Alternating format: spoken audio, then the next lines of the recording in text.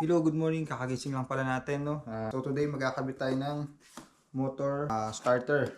Yan, nabili natin to sa Napa nung nakaraang araw. Ngayon lang tayo nagkaroon ng time. Ngayon lang tayo na libre para ikabit to.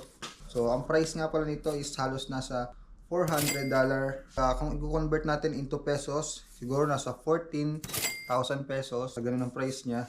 Included na yung tax sa Napa store. Coffee muna tayo.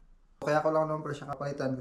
Last time nung ginamit ko siya is parang hirap na siya mag-start. So bago na rin kasi ang battery niya, bago spark plugs, lahat halos pinacheck na kung ano yung mga possible na dahilan.